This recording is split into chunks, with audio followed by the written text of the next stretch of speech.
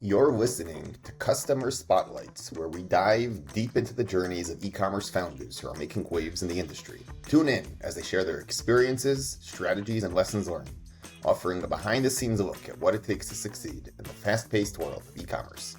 So do you want to kind of just dive right in? Tell me a little bit about your brand, what inspired you, how you got started out, and Sure, how, yeah, sure. We got started out. I'm 5'7". okay. Was a longtime shopper of traditional brands, and could never figure out why pants were just a little bit long on me. I'm not the shortest on the spectrum, but still couldn't figure out why I either had to tailor my pants or deal with pants that were bunched up at the bottoms. For shirts, just felt like I was swimming in them. Um, and started to do a little research and see what was going on. And that was when I learned that really the average male height in America, at least, is 5'9¾" or 5'10", 5'9.5". It switches year by year. And that's kind of the people that mass manufacturers are targeting with their sizing matrix. Um, so then the next step was to kind of try and figure out, okay, if they're not catering to me, is there a marketplace for such a thing? Um, Quickly learning that there's 36 million men in America that are 5'8" and under. It was obvious to me that the problem exists. Now it was a question of, is there any solutions out there? At the time, custom clothes were kind of taking off a little bit, and becoming more mainstream, where you could order stuff direct. You get it in 2 to 3 weeks, and have a perfectly tailored, or supposedly perfectly tailored pair of pants or a shirt. Little costly from my perspective, and I didn't see that as really targeting the average consumer, which is where the mass manufacturers are really targeting on the medium range brands, the American Eagles, the Banana Republics, that kind of level. Um, Started doing a little more research, saw one competitor was already live and had been doing this for 10 plus years. He was kind of the only one out there for a while. Price points were dramatically different than where I saw the market, way higher than we decided to position ourselves. And one other was entering the market right. They're really going mainstream. They had started 2 years before me, but they were featured on Shark Tank right as I was getting started. So I kind of knew that there was a marketplace. Still wasn't quite sure. I've been in many e-commerce companies throughout my career, and wasn't positive that there was a real marketplace here. So we kind of did. We jumped in with the Kickstarter campaign. Um, just When kind was of. this? This was 2018. 2018. At the same time, I kind of made friends with somebody in our local neighborhood who was a big investor in many different companies. And once we hit our Kickstarter campaign, he said, "I saw you made your goal. Let's sit down and talk." And their whole family is all in the 5'4", 5'5" range. All the siblings, all the parents. So they kind of fit into his model. Um, and he fit into our clothes. So he decided to jump in and give us a shot. So that was in 2018 after we closed out our Kickstarter. We were funded with our first round in, I think, the summer of 2018. And they finished the first round a year later in 2019. And we've just kind of been going at it since then. But it kind of proved the model. I'm still a big fan of the low cost or average pricing model. The two competitors that I have out there are 2 to 3 times the price of our goods. And I think if you want to convert the masses, I don't want to convert, 100,000 people. I want to convert 3.2 million of those 32 million. Pricing is going to be key to the model. So that's kind of how we jumped in, and a little bit about the thought process of how we got to our pricing, which has driven a lot of things for us. And you manufacture abroad, and We then do. I wish we could manufacture cost effectively in the States. Big fan of trying to keep things home if we can. It's just not cost effective in today's model. I know there are places here that are working on robotics of manufacturing clothing. As far as we've seen, the furthest it's gotten is laser cutting of the actual fabrics, but the final sewing and finishing touches that go into garments has not been done efficiently or cost effectively here yet. So again, pricing model is driving that for us. That may work for people that want to go in at higher pricing models, but not for the model that we've chosen. Hopefully someday and soon. And like the big brands don't have like small or petite sizes that would work for people in this range, no? No, and I don't blame them for it. You know, I talked about a pool of 32 million. You know, they're talking about a pool of 300 million. It makes more sense for them to target, or at least until somebody proves that it's going to take the Elie Robinsons of the world. They used to shop in their store, and now enough of them have left to a brand like ours. I think once one of the big guys sees enough traction, that they would start to do it or acquire a company like ours, just to get their foot in the door. It's kind of cannibalization of their own user base. But I think they need to see enough migration away from their brands in order to try and address that. I don't blame them for not addressing it. And that made a marketplace for us. Right. I'm just out of curiosity. Do you know like what the height distribution is in other countries? Is it shorter? How does America compare to Europe? Depends where you go. Obviously, if you go to Asia, I think standard sizing is more of what we call our shorter models. Right. You know, it depends where you go in the world. We're currently shipping to over 40 countries around the world.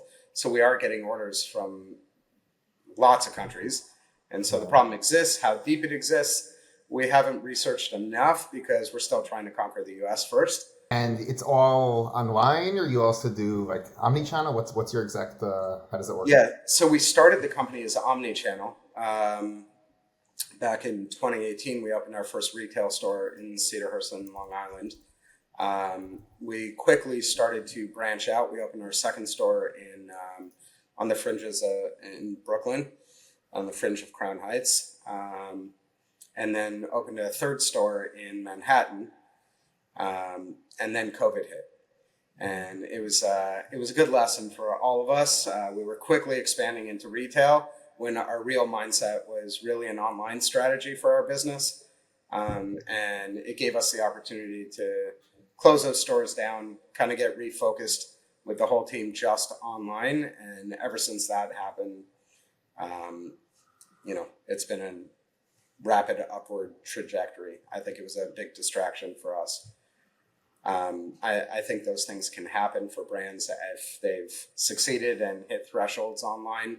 And in order to hit, you know, much larger growth, they need to go into malls. They need to go into direct to consumer and retail locations outside of malls. Not for us. So you're purely online now? We're purely online. No, we still have our flagship store. We work out of the back of it. That's what you're seeing in the background. Okay. Actually, we have the store kind of carved in half, where the front of the store is a retail store, and the back end is where we're running the e-commerce business. The basement we've turned into a photo studio for local shooting, kind of making the most out of a small space. And it works for us. We've looked for office space is more costly than our retail space, so the store pays for itself. And the local people here love stopping in. We get people from all over the world, actually.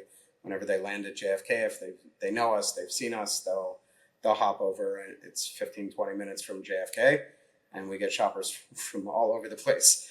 I guess there's a nice following for people looking still for that physical presence where they want to try on. Right. We obviously have free shipping and free returns. We know that people are going to be going through a discovery stage because we're introducing sizes that they're not familiar with. How does your sizing chart work? So like on pants is probably the best example. You know, in a traditional retailer, they'll go down to 30-inch inseams. Some of them will go down in limited number of waist sizes to 28 inseams. Only online. You'll never find them pretty much in their store. It's not worth it for them. So we start at 28 and go down to 25 in traditional pants, from jeans, chinos, dress pants, corduroys, all that kind of stuff. And in joggers, we go down to 24 inseam. So yeah, we're kind of encouraging people on our website, in your first order with the free shipping and free returns, take advantage, try out our sizes. We know we're going to get returns, but we also know from our history now of 5+ years, once somebody finds their size, they're locked in. It's a different type of e-commerce model because once we get them, their lifetime value is far greater than most e-commerce companies would have with a customer. All right, they're not shopping around, right? There's not too much competition. I mean, again, we have competitors. We acknowledge we have competitors, but if we're charging half to 33% of what they're charging, why would they leave us? And we consider it on our side, those are customers only for us to lose. The only reason they would ever leave us is if something is not going right on our side, be it customer service, be it fits, quality control, those types of things. And again, it's only men's apparel, or it's for women also? So we know both from the physical store, we've had females shop with us. We have people from the trans community also that shop with us, and they're pretty vocal about thanking us for providing clothing. That's the only reason we know. Sometimes it's hard with e-commerce to truly know, because with a lot of men's clothing, you're going to find wives, girlfriends, and others shopping for the man. So we do see a lot of female names on our orders, but we're assuming that most of it's going to men's clothing. And we can tell from the feedback, hey, I bought these for my husband. He's never looked so good in clothing before. It's like he has perfectly tailored clothing off the rack made for him. Never seen this before. So we know from some of the feedback, but again, you know, a lot of the names, you are seeing female names on there. And it's not shocking to us. My wife used to try to shop for me. I hear that. I guess for women, petite is more standard for. Yeah. So, you know, growing up, my mother would take me to the mall, and having to go to her shopping sections, there was always a petite women's section in stores. I think they're less frequent these days than they were back in the 80s, 90s, 2000s. Because most of those items can be bought online and they don't have to use store space for it. It's not as commonplace, but it was traditional. We knew that I'm glad you brought it up, because that was one of the factors, you know, in deciding whether this would just be a wholesale business or a direct to consumer. You're not going to find in men's clothing stores a men's petite section. And there's reason for it. Number one, again, the mass manufacturers don't really have a reason to until they're shown a reason. Second being, you know, there's a fear factor. If you're a man walking into one of those stores, some of the men would just choose not to walk into the petite section. They don't want to be known as that.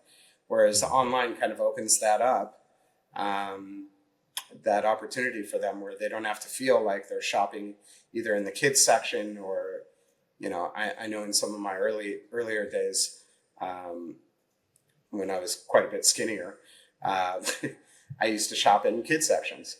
You know, their waist sizes fit me okay, and their lengths were perfect. And it's an uncomfortable situation. It's not where we want it to be. So I was going to ask you about a certain time where you had to maybe rethink your approach or change things around. Maybe COVID would be the answer to that, based on, you know, you're changing your model. Maybe you'd have something else. No. So, I mean, we've had, being in e-commerce for as many years as I've been in, I know that the roads, especially with startups, you got to be really willing to twist and turn very quickly. You're going to make a lot of mistakes. You're going to make a lot of miscalculations. The success will come from moving off of those mistakes as quickly as possible and transitioning to the right spots. So we actually started with shirts, and quickly learned that although we were solving a problem, and we still do sell quite a few shirts, button-down shirts, polos, tees, that pants were really what men were looking for a solution. And we kind of bumped into it with our first pair of jeans on our first order, and they were gone at like a ratio of 20-1 compared to button-down shirts. And so we spent our first I would say 2 to 3 years really developing full pants collections. And during those times, we were playing catch up because every time we would get shipments in, we were sold out within a week to 2 weeks. And knowing international manufacturing cycles, you're not getting stuff faster than 45 to 90 days at a minimum. So we were kind of the brand that was always sold out of stuff. It created a nice hype. People were just waiting for our next drops, so to say, which were really just restocks of existing items and continuing to build out, moving off of jeans into chinos, moving into dress pants, moving into a full suit, moving into joggers. Joggers was a big eye opener for us also. If you think about it, a pair of pants can be tailored, joggers cannot because of the scrunched bottom.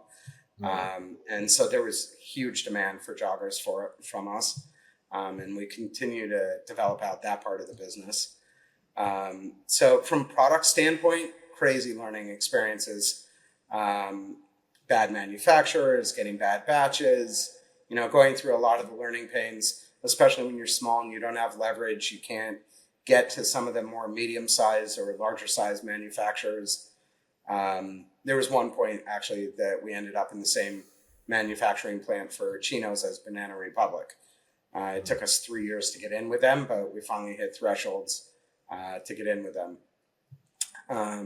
So these are the challenges with building a startup from ground zero.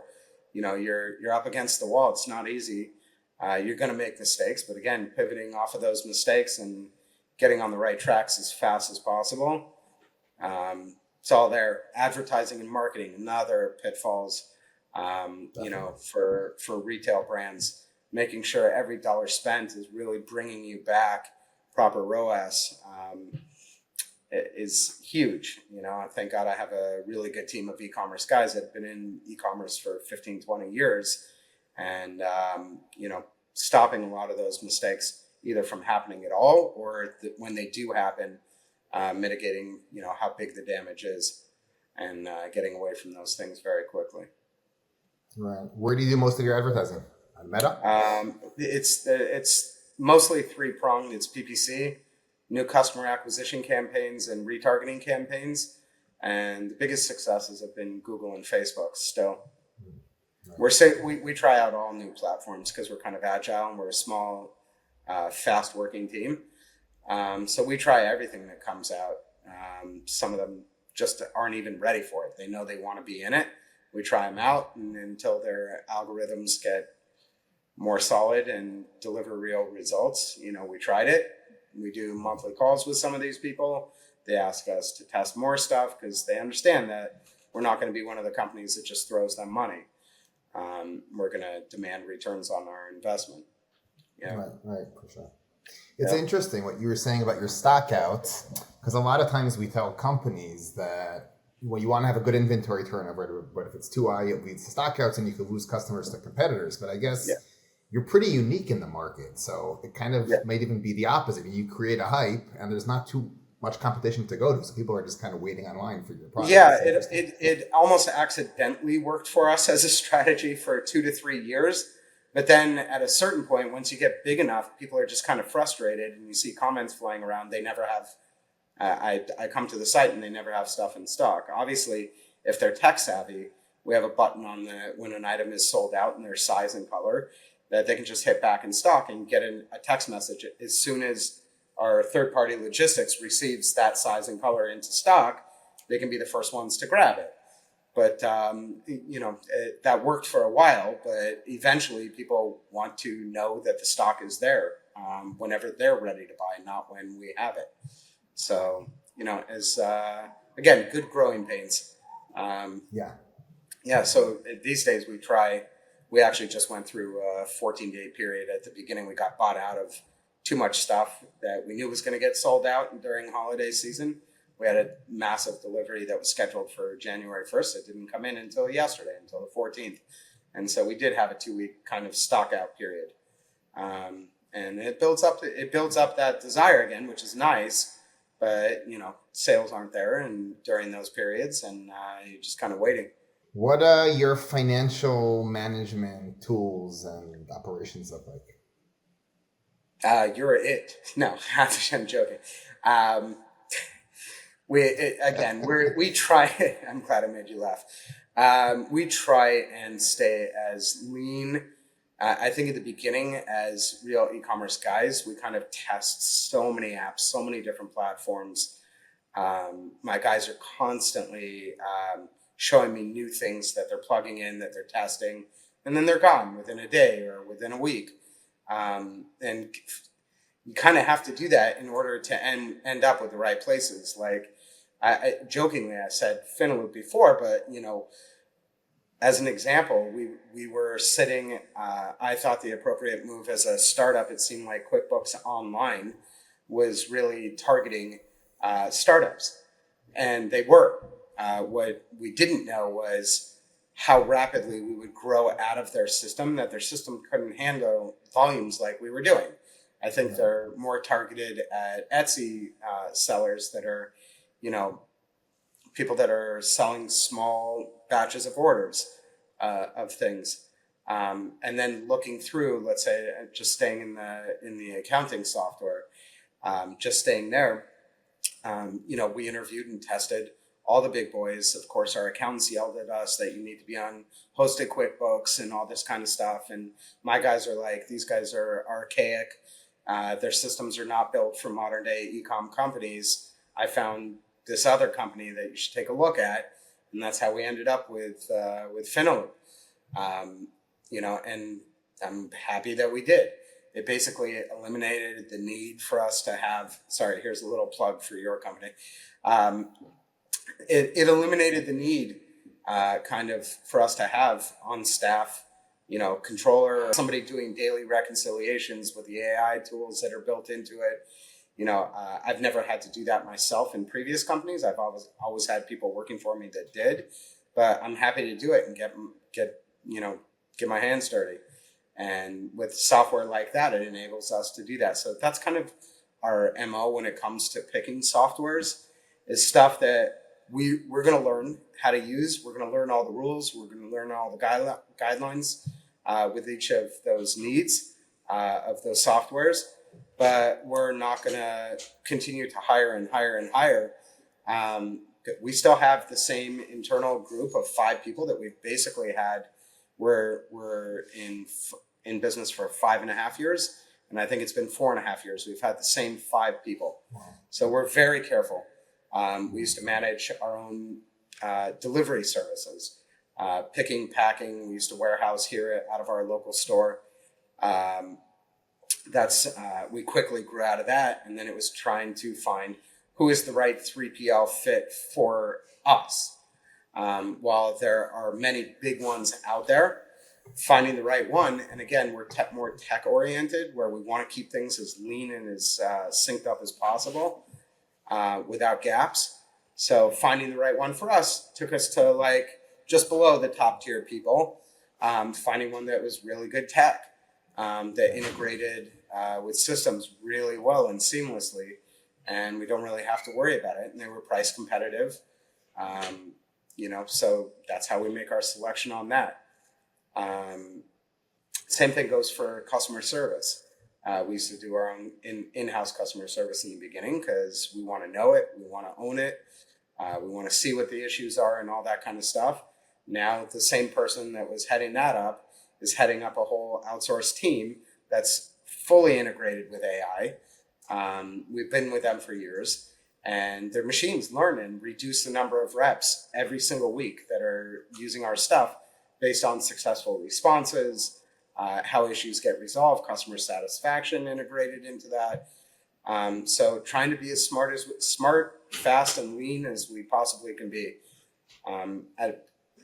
I think you asked about finances, or what was the initial question? It was just on the finance side. No, I mean you could. I'm a little bit of an old school guy. I still use sheets for calculating and projecting cash flows. That's just my guys gave me those.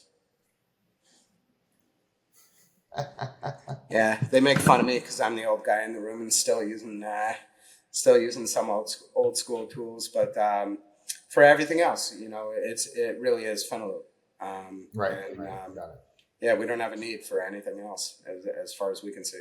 Now, Yeah. if you can go back in time to when you started your business in 2018, what piece of advice would you give to yourself back then? I mean, I think we've pretty much, it's not that I wouldn't give myself advice, but I think we've followed our mantra from the beginning, which is we know we're going to make mistakes because we've been through e-commerce businesses before. Obviously, you want to avoid some of the ones that we made, be it a manufacturer, be it advertising platforms that didn't really return, be it starting with pants instead of button-down shirts. But some of this stuff really, as a startup, you just have to learn as you're going along.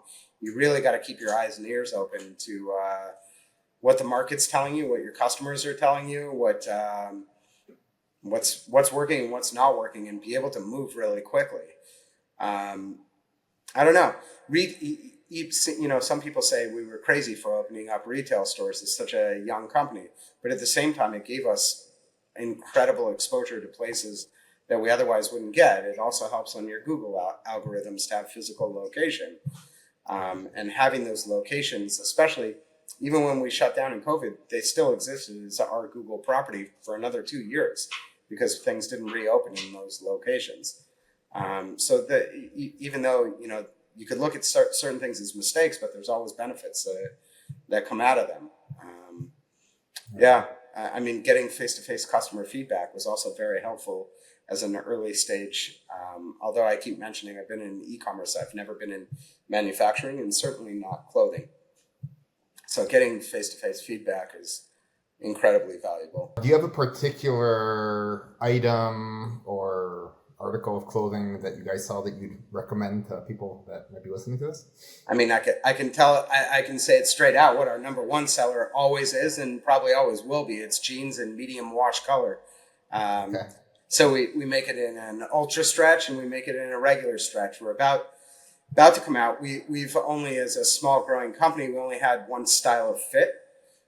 Since we've started up, we're about to start releasing straight or regular fit in our jeans and our chinos. Those are our top two selling lines. So we're going to be introducing new fits, which hopefully will open up to people that kind of didn't want a slimmer look or a skinnier fit look to their clothing. It also helps us, we know, with our older customers that aren't so into the clothes tight to the body type of feel and look, that it should open up some more lanes to us. Yeah. Got it. And if people want to order or to buy your line of clothing, where do they do that? We try and named it after the name of our company. It's under510.com. We've been called many things. Usually people mispronounce us as 5'10" and under. We famously had, this is another side, just from our e-commerce and social backgrounds, we kind of poked the bear on a few big places to get some free media early on. We were featured on an HBO show called How To. It's kind of a docu-series where they feature kind of odd and quirky things that this guy finds around, and we're definitely odd and quirky to mainstream. So we ended up getting featured on there. We also poked the bear a little bit with Dave Portnoy at Barstool, and we ended up on his show for 18 minutes, which is like incredibly valuable, having an audience of that size watching us for that. We could never afford to advertise on his show. Basically, we invited him to our grand opening of our store in Manhattan, and he went on air that day and said it was the most offensive thing that ever happened to him. And he insisted he wasn't under 5'10", although when we went in studio, we brought a height chart and tried to measure him. He wouldn't allow it. So we still, in our minds, believe, and every once in a while he pops up and just refeatures the stuff. It's still one of their highest rated episodes and moments on their show. Every year when they do a recap of top moments of the show, somehow we end up on there. So really hustling and trying to figure out places where, without endless budgets to just go spend on general advertising or brand recognition, we've kind of hustled our way into some good free media opportunities. It's an interesting story. It's an interesting topic. Yeah. But he famously calls us 510 and under instead of under 510. Our website is under510.com. Got it. Okay. That's a great story. Yeah. All right. Well, thank you so much. I really appreciate the time Thank you and the insights. for the opportunity. It was great meeting you and speaking, and take care. You as well. Thank you. Bye.